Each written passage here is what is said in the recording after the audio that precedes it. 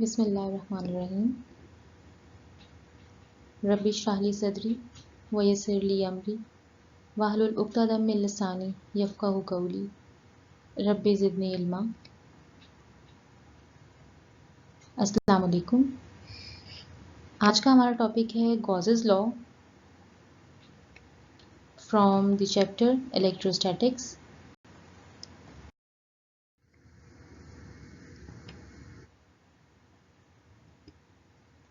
Contents are Gauss's law, applications of Gauss's law, electric intensity between two oppositely charged parallel plates,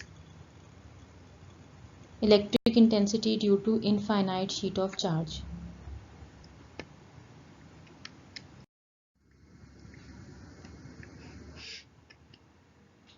Statement of Gauss's law.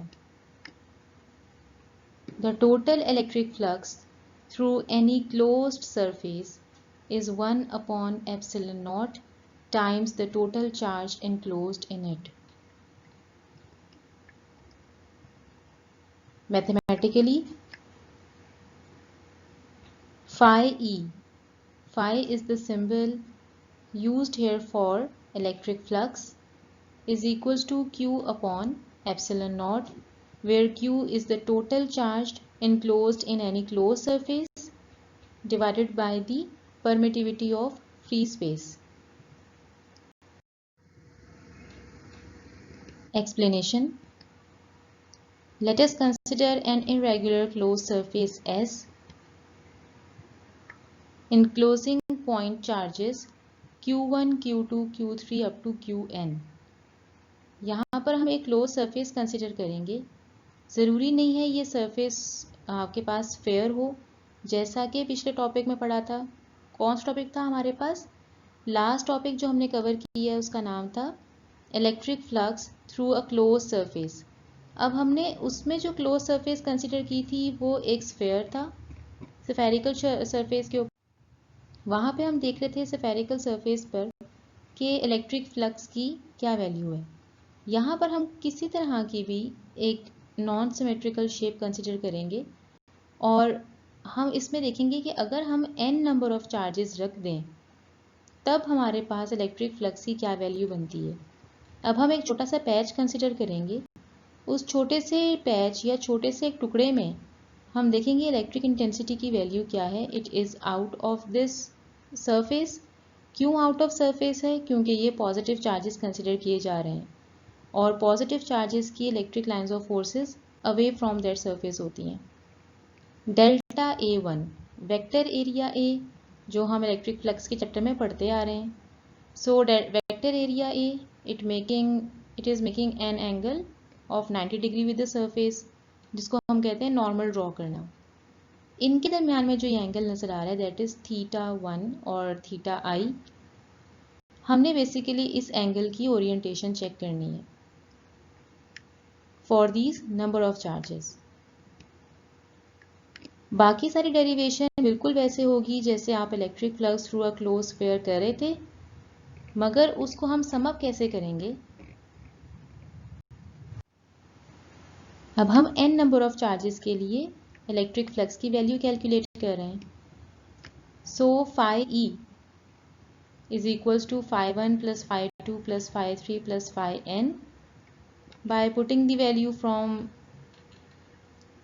electric flux through a closed surface Q1 upon epsilon naught plus Q2 upon epsilon naught plus Q3 upon epsilon naught up to Qn upon epsilon naught। अब हमें ये बात पता है कि 1 upon epsilon naught constant है, that is the permittivity of free space. जहाँ पर ये चार्ज पार्टिकल्स मौजूद हैं उसके सराउंडिंग्स जो मटेरियल मीडियम मौजूद है इस वक्त वो फ्री स्पेस है। अंदर आप सारे चार्जेस को प्लस कर लें, इनका टोटल सम निकलेगा कैपिटल Q, जिसको हम समीशन की फॉर्म में लिख सकते हैं। समीशन मीन्स सबका sum. So this is a total charge enclosed in surface and represented by capital Q upon epsilon naught. This is a derivation for Gauss's law.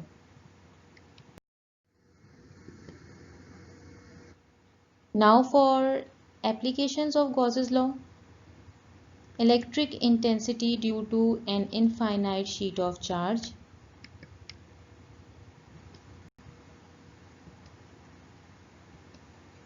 हम एक चार्ज शीट कंसिडर करते हैं और इसके ऊपर पॉजिटिव चार्जेस हमें नज़र आ रहे हैं। हम उस शीट में से एक क्लोज सरफेस को पास करवा रहे हैं और क्लोज सरफेस क्यों ज़रूरी है?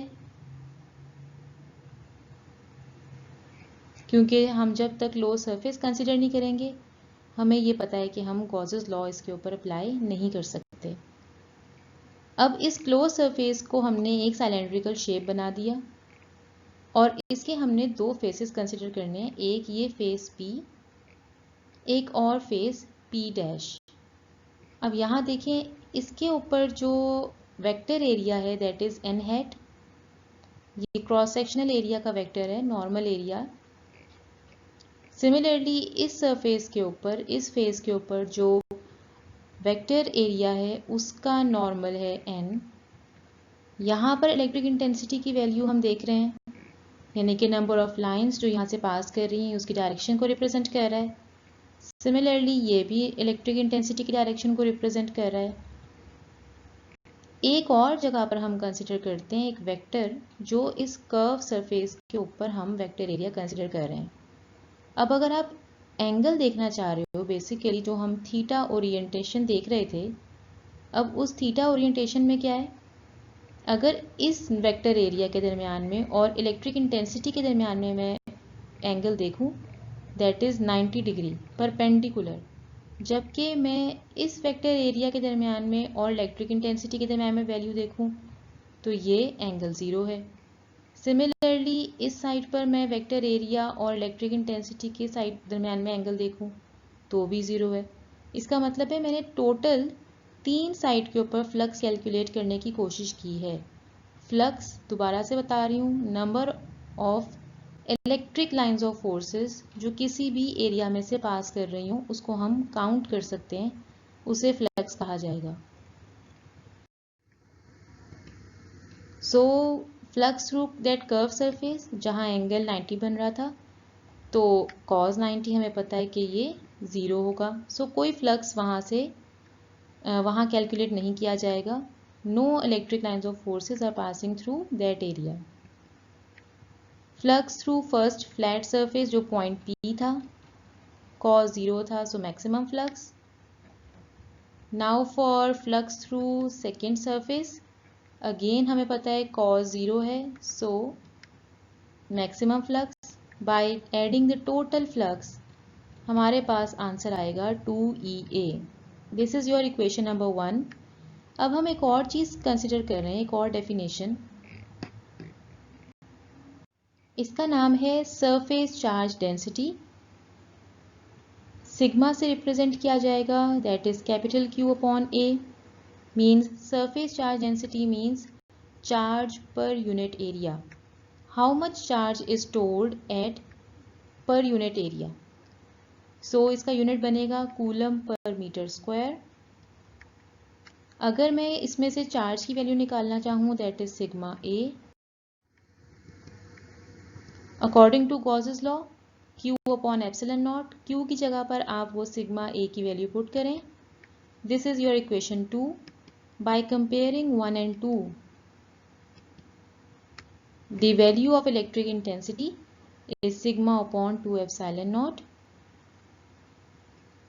We also write it in vector form because electric field intensity is vector quantity. So R hat is the unit vector for electric intensity.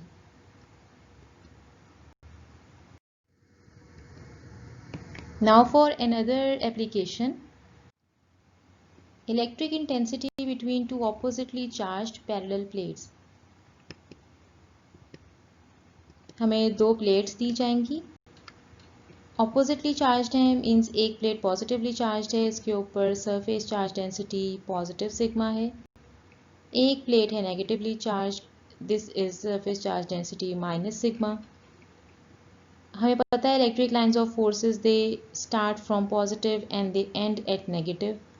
इसमें हम एक बॉक्स कंसिडर करते हैं, पी बॉक्स, और इसकी ये चारों साइड्स के ऊपर हमने इलेक्ट्रिक इंटेंसिटी की वैल्यू कैलकुलेट करनी है कि कहाँ पर, किस साइड पर हमें फ्लक्स की मैक्सिमम वैल्यू मिलती है।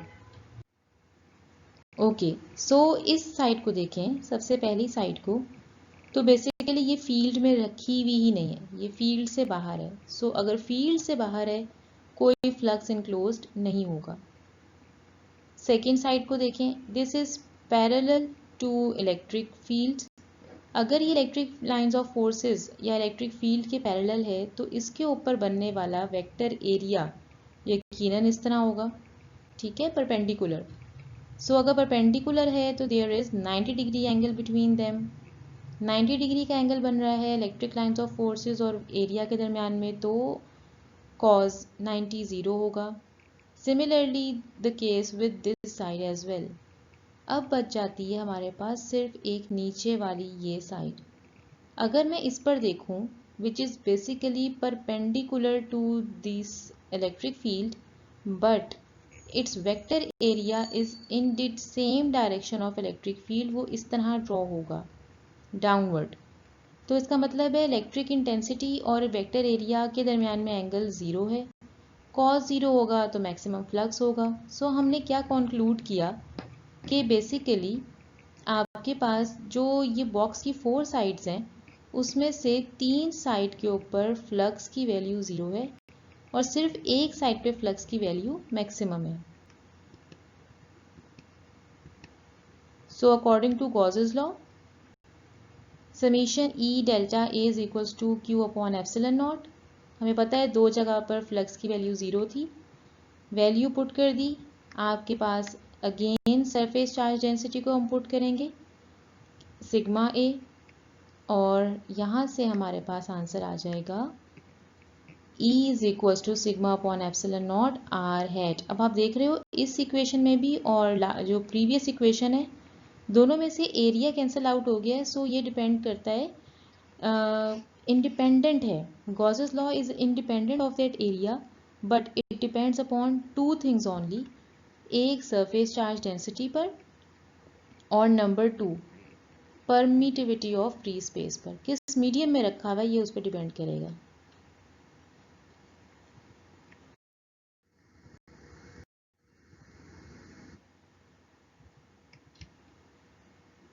इसकी एक और एप्लीकेशन भी है, उस एप्लीकेशन को इंशाल्लाह हम नेक्स्ट लेक्चर में डिस्कस करेंगे। कोई कमेंट्स हैं आपके, आप ज़रूर मुझे कमेंट सेक्शन में बता सकते हैं कहाँ पर इम्प्रूव किया जा सकता है, कौन सी चीज़ों को मज़ीद डिटेल में बताना चाहिए, या आप मुझे बताइए। Must subscribe and like this channel. Thank you so much. Allah Hafiz.